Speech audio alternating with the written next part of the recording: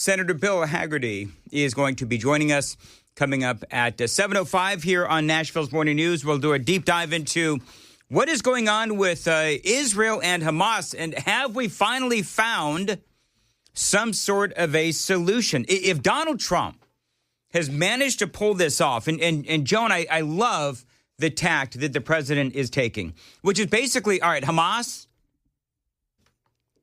this is the deal.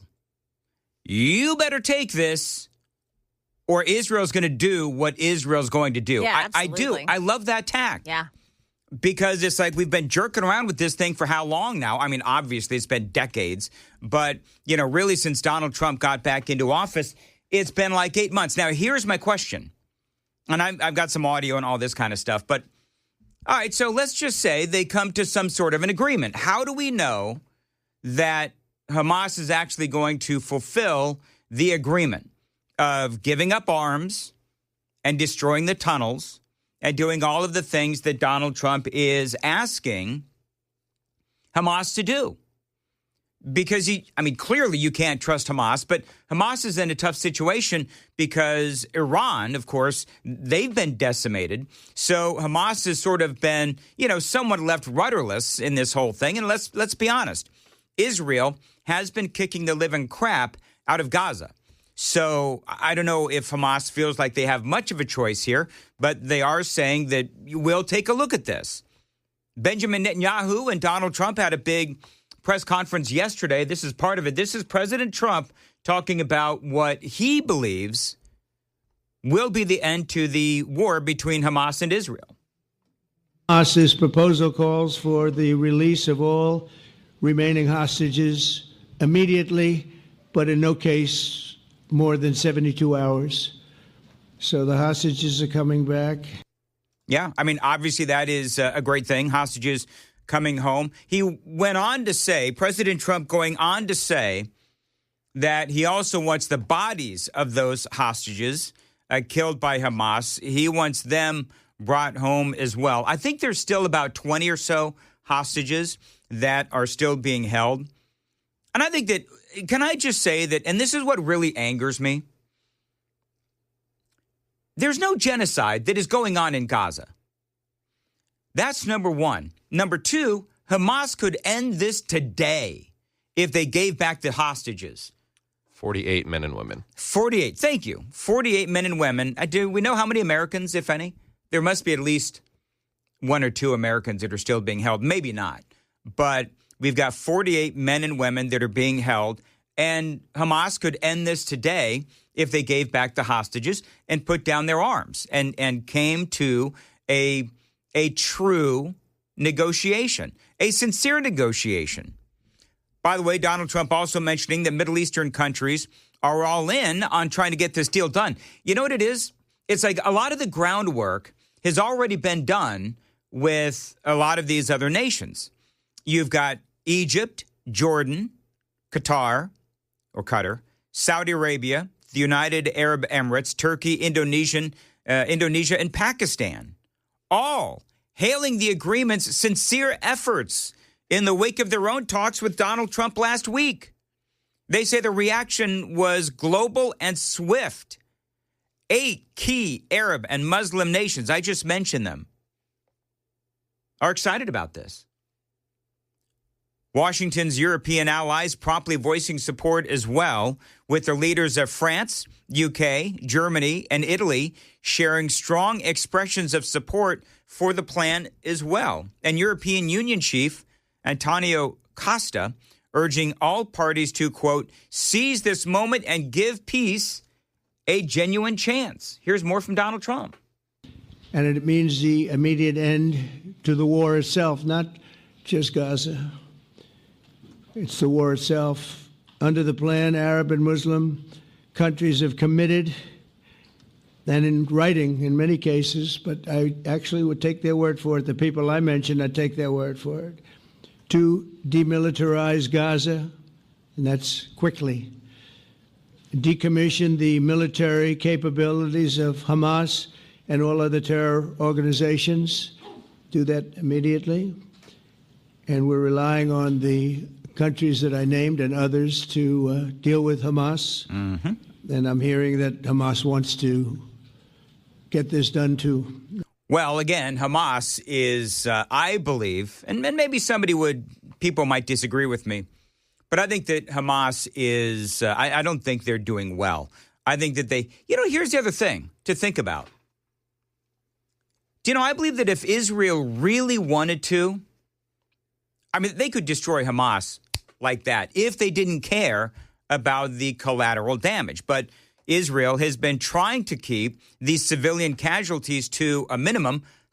Say the haters that are listeners, the hate listeners. No, that's true. There's a reason why Israel drops those leaflets to tell people we're coming in. And by the way, remember that when Israel drops those leaflets onto the people there in Gaza, telling them that this is where we're going to come next, so you might want to go someplace else, they're also essentially notifying Hamas. So if Israel really wanted to, they could go in with an I don't give a crap attitude and not care how many innocent people were killed. They really could. But they are trying to help keep the civilian casualties to a minimum. And part of me, I thought this was interesting. And maybe I'll ask, we have an expert from the Heritage Foundation coming up at 6:05. But part of me is like, okay, so I'm thinking of all the wars that have been fought across the world, across all time.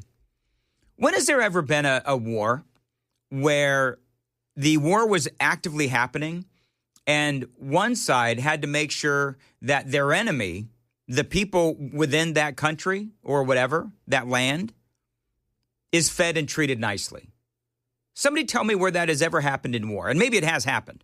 But I would say that in this particular case, it is not the job, in my opinion, maybe you'll disagree with me, is it really Israel's job to make sure that the people of Gaza are fed? And by the way, Israel is trying to keep them fed, but what is Hamas doing?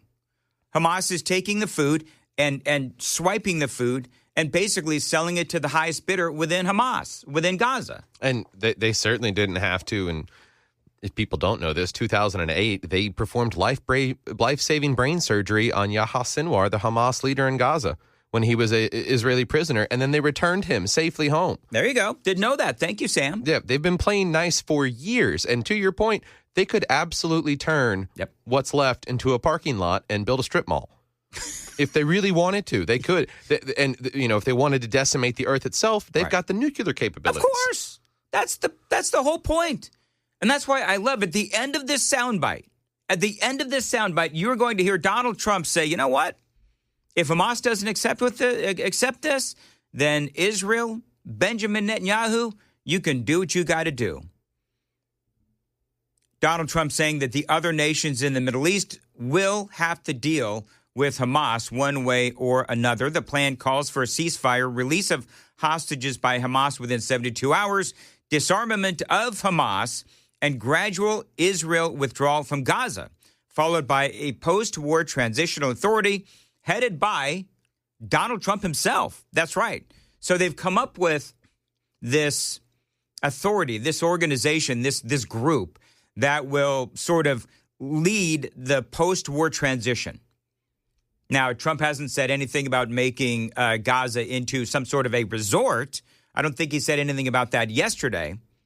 But Trump is calling for all of their weapons production facilities to be destroyed, Hamas, their tunnels to be destroyed, Hamas to help train local police forces. Hamas has to release, again, all of the hostages and the bodies. And I guess they're carving up Gaza as well. So, and here's the thing, and we talked about this before.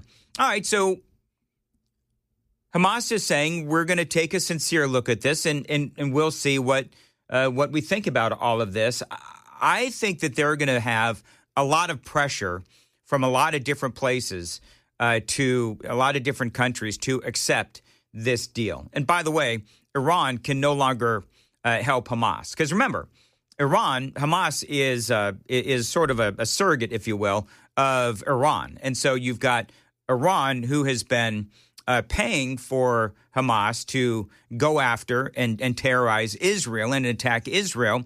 Well, Iran, I mean, Donald Trump has basically made Iran, at least as far as we can tell, a non-factor. We'll have to see ultimately where that whole thing plays out. But Trump is looking for a long-term solution.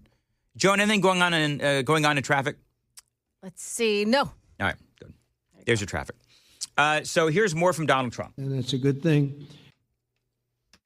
If they're unable to do so, then Israel would have my full backing to finish the job of destroying the threat of Hamas. But I hope that we're going to have a deal for peace. And if Hamas rejects the deal, which is always possible, they're the only one left. Everyone else has accepted it. But I have a feeling that we're going to have a positive answer.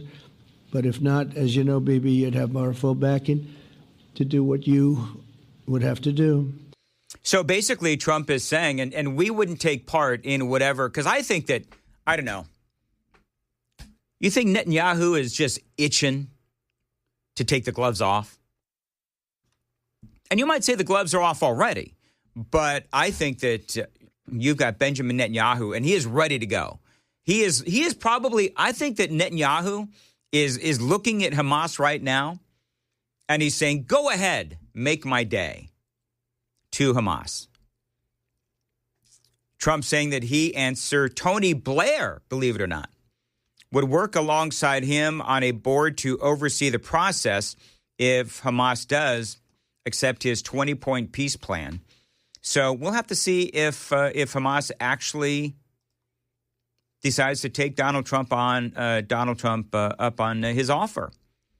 But you got to admit, Trump is trying his darndest. I mean, he has talked about walking away before, but he has been doing everything that he possibly can to try to get this over with, whether we're talking about Israel and Gaza or whether we're talking about Ukraine and Russia.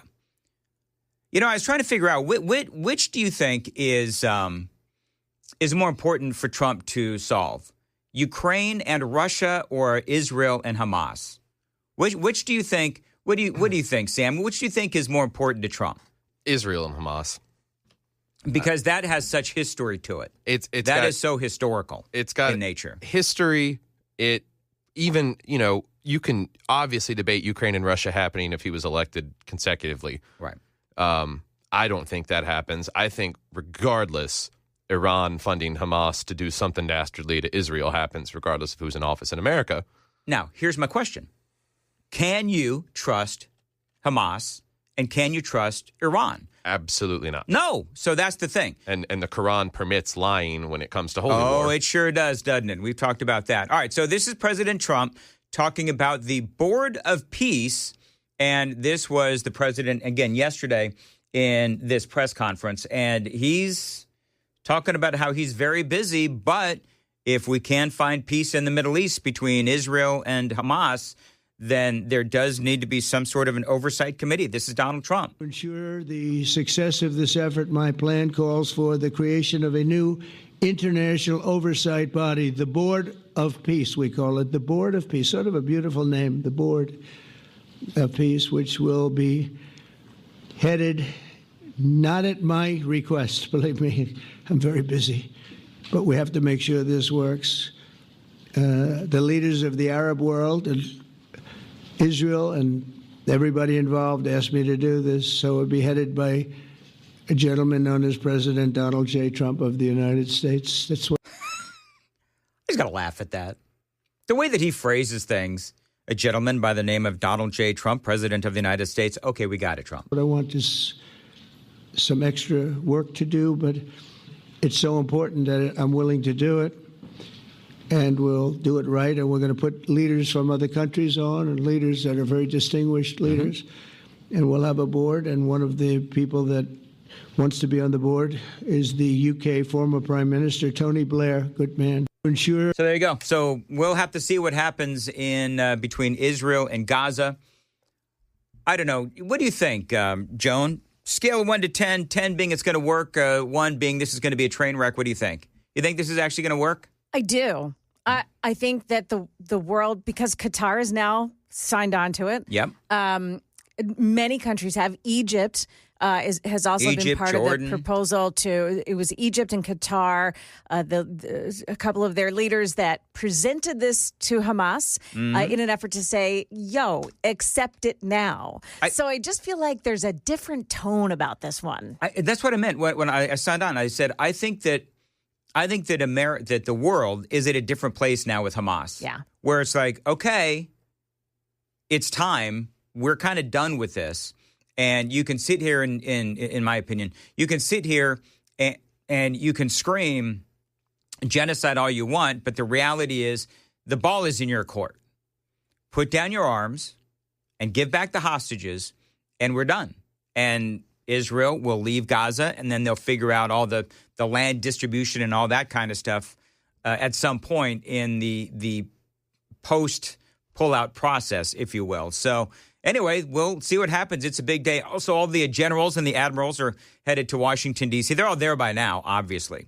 And so now we are going to find out why it is that they're coming to Quantico. The base is closed to non-essential personnel until noon. Trump's schedule for today, remarks at the Department of War at 9 a.m. I'm assuming this is all Eastern time, but remarks at the Department of War at 9 a.m., 8 a.m. our time. A White House announcement at 11 a.m., and then he's going to sign a bunch of executive orders today at 3 p.m. And nobody really knows, I don't know, Joan and Sam, nobody really knows what this is going to be. NBC has been saying, well, Trump has told them that this is going to just be a big attaboy for the generals and the admirals. Don't you just love the way the media characterizes this as being, they're going to call him back from all over the world to say, attaboy, good you're job. Doing a good job. They're insane. Yeah. They're ridiculous. Could have been put in an email. I saw that headline too. Yeah. So we don't really know what this is all about. I mean, people are saying that there could be some of these admirals and generals that could be getting crap canned. You know, they could be firing some of these folks as well because there's some redundancy, they say, within the military. One of the things that has been talked about is condensing commands. So they've already done this once with the Army. If they condense, the North Command with the South Command, they can get rid of generals that way and stop the redundancy that you were just talking about. So there's more of that could happen. That may be perhaps what they're about to do. We'll have to see what happens. There's a reason why they say that there is going to be a remarks at the Department of War, then a White House announcement, and then executive orders. So there's something more than just an attaboy going on here. We'll have to wait and see what happens. All right, so I want to hear, because Joan, I have not heard all of this audio yet. Yeah. But we all remember Big Balls. Yes. And we all remember what happened to Big Balls. Now, if you are new to the program, and recent research actually shows that we have new people literally coming in every day. Thank you very much. Welcome. Big Balls is a guy that used to work within Doge and Elon Musk, and he was one of the guys involved in finding government waste.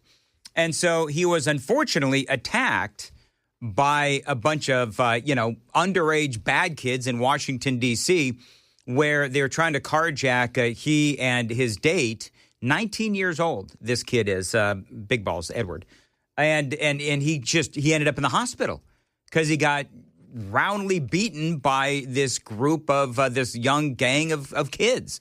And so he is out of the hospital now, apparently doing well. And he talked about what happened on that fateful night when he was attacked by D.C. thugs. Watch this. I was hanging out with a group of my friends late at night. And at about 3 a.m., we were wrapping up. And I was walking one of my friends back to her car. And as we're walking to the car, there's a group of 10 guys right across the street. And as we get to the car and she begins to fumble for the keys, they start shouting at us. And really quickly, I knew something was really off about the situation. So she unlocks the car. I rush her into the driver's seat. She's able to close the door behind her and lock the doors. And, right as I turn around, they run up on me. And they're just a few feet away. And they slam me against the car. They start throwing a bunch of punches. I keep my hands up. I'm just like, all right, I'm getting a lot of punches here. I'm just trying to protect my head the best way that I can. Yeah, you ever notice I've noticed a trend. Joan. Yeah. And that is that when you have these large, young group of bad kids, Yes. it's never one-on-one. Right. You ever notice that? Yeah. It's always a group of like 8, 9, 10. We Thugs. saw this, thugs. You We can saw say this it. in Cincinnati. We've seen this in other places as well, where it's never, there was that, remember that video, Las Vegas, where that kid in high school was, I mean, he ultimately died. You had like 20 kids Right. who kicked and beat this poor other kid. 20 black kids beat up this white kid to death. And it's never a fair fight. And somebody please tell me how that is a fair fight. And so when you hear these kinds of stories, there's a story today. I don't want to turn this into a Second Amendment conversation, but doggone it, you know what? Over there at Vanderbilt, I'll get into this here in a little bit. Over there at Vanderbilt, over the weekend, you had one dude, walking around trying to knife the students at Vanderbilt on a Sunday. Right. Vanderbilt, no gun zone. Gun-free that's funny. zone. Yeah, isn't that funny? Yeah. Oh, and by the way, the other thing that happened in that instance was that the text message alert system at Vanderbilt didn't go off. So you got all these kids, all these young adults, Vanderbilt students, walking around. Some crazed maniac with a knife is walking around. Not only does the text alert system not work, so nobody knows this is going on, but it's a gun-free zone. This Edward Korstein, or Korstein, whatever, big balls, it's a lot easier to say. I mean, this is a clear testament as to why we need the Second Amendment to protect ourselves. Because how do you protect yourself against a mob of 8 or 9 ingrates that are coming to attack you? The equalizer would be a gun. And, luckily the whole thing didn't last too long. The police showed up pretty quickly. So I was very fortunate. I only came out with a broken nose and a concussion. It could have been a lot worse. Oh, my God. All right. So they were wailing on you. Did they get you down on the ground? No. I knew that if I got down on the ground, it'd get way worse. So I was like, all right, no matter what, I just have to stay on my feet. All right. So stay on your feet. You protect the head because you know what? Yeah. Big Balls also has big brains. And that's very important. And you saved this lady friend of yours. You kind of saved more than her car. You might have saved her life. Yeah, it was a really bad situation. And, the carjacking didn't make a lot of sense because, it was like the cheapest car on the block. So it felt like there might have been something else going on there. Okay. Well, you're a brave. So there you go. Be more like Big Balls, Joan. We should all be more like him. Oh, okay. All of a sudden, Joan is afraid to say Big Balls. Is that what it No, is, I'm Joan? not afraid. It's the 5 o'clock hour. We can say Big Balls.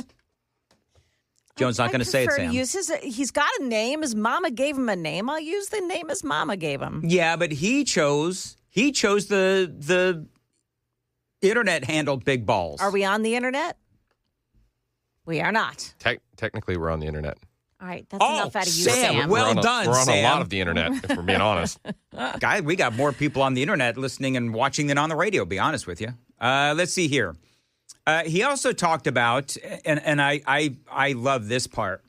He also talked about, because remember Elon and Trump, they were hanging out at Charlie Kirk's funeral. Remember that? Yeah. And people thought, oh, look at that. Are they going to be reunited? How did you feel about that back in action? Well, I think, Elon Musk and President Trump have a lot of things in common.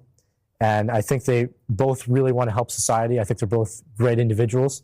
And I'd love if they can reconcile their problems and get back together. That'd be great. All right. Well, it'd be great if everybody can get back together without throwing haymakers.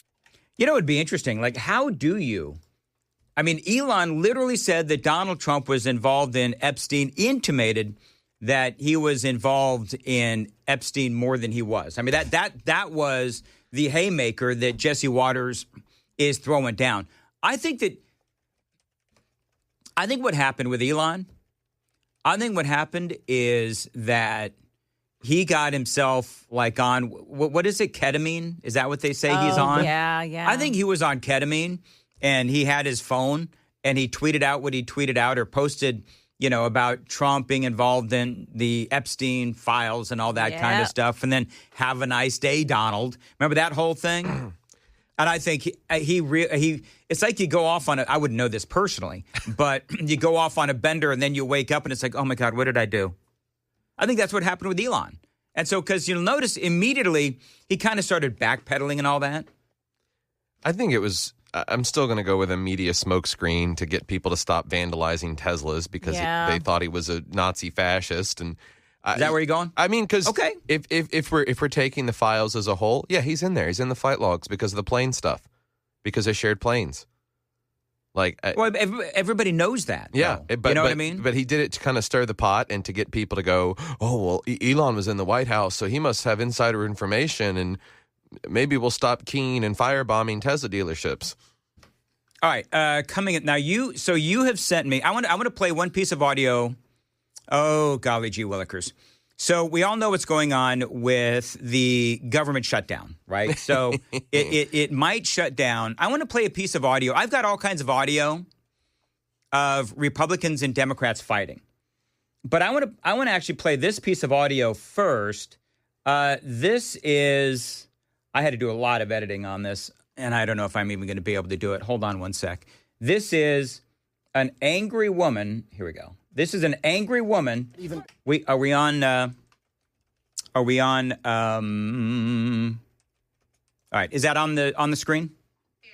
This is a very angry woman. I got to see if I'm going to be able to do this because I don't know if I'm going to be able to do this. And I might just shank the whole darn thing. Here we go. All right. You ready? This is an angry woman who is irritated ASF. I'm not sure what ASF is, but this is how the people on the street feel. Are we in delay? All right, I got to make sure I got everything here. So the Democrats want to give away $1.4 billion of free money to the immigrants for health care. And if not, if the other side don't agree with it, they talking about shutting down the How the do you bite so hard for everybody but your own people? Mm-hmm. I'm sorry. What about us? What about us struggle to pay for health care? And even though we pay a fortune, it still ain't enough. Are you kidding me?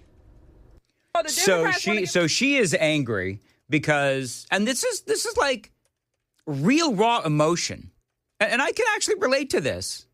I mean, Sam can too. Buddy, I've got medical bills right now. Right. So, so here's and my daughter, she's going right now without medical insurance because her job will only pay part-time. Will only give her a part-time job so that they don't have to give her insurance, right? So companies across the country are doing this. This woman is in touch with, I mean, I could play audio of J.D. Vance blaming the Democrats. I could play audio of Democrats blaming the Republicans. I could play that all day long and twice on Sunday. But this woman is how people out on the street really feel. Why in the heck are Democrats so passionate about trying to help illegal frickin' aliens, I said frickin', aliens getting free health care when my daughter and Sam and this woman don't have health insurance, can't find a business to give them a full-time job to get them health insurance, and it's really expensive to buy on the open market. Well, I would just like to clarify, people don't need to feel bad for me. I do have insurance through my wife's job, and it's a pretty good plan, but it's still, ever since Obamacare, private health care has been screwed up. Oh, yeah. On what your deductible is. It's just ridiculous. Not to mention the fact that you've got all of these companies who, because of Obamacare, refuse to give employees over 29 hours because if they get over 29 hours, then you've got to pay them insurance. And so you had a lot of people who, they're working, I'm going to air quote this, part-time, but they were making pretty good money, 38, 39 hours, and everybody was like, cool with it, whatever. We're not going to give you a full-time job. We're going to give you a whole bunch of hours. And it was sort of like, okay, don't ask, don't tell kind of a thing.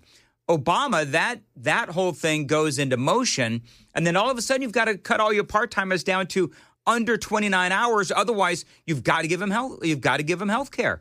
So even people that were cool with not getting health care, but you were getting close to 40 hours, even if you were part-time, now they had their hours cut. And that angered a lot of people. Well, and you could afford on a 38, 39-hour work week, you could still afford the private market for a single person. Yeah. And now you basically can't. I mean, you definitely can't. Obamacare screwed it up for everybody. Well, and then there's that fine that's written into you when you file your taxes. If you did not have health insurance throughout the year, it's a $300 fine. Yeah, I remember that too. I mean, so for me, this really does hit home because not to make this about me, but I am the host, where you have all these businesses that just refuse to hire full-time people anymore because they don't want to give them health insurance. And as Sam said, and as I said, it is really expensive on the open market. So that's how people are feeling out on the street. Which is why the president had to go and tweet out a AI-generated video that just tickles the funny bone. Oh, but it's causing so much anger. Oh. Okay, so I've got it. You sent it to me, Sam? I posted it on my X at Sam P. Rutherford, and I mentioned the Dan Mandis show because I made a clean version for all. People were kind of upset that there wasn't a clean version out there, and I got you. Edited it 10 minutes ago. Okay, I'm looking for it now because I have actually not seen this. Dan doesn't have his notifications on for me. No, I only produce a show. Who are you again? But this is really funny. I did see the thumbnail of this. This is Donald Trump, and he tweeted this out.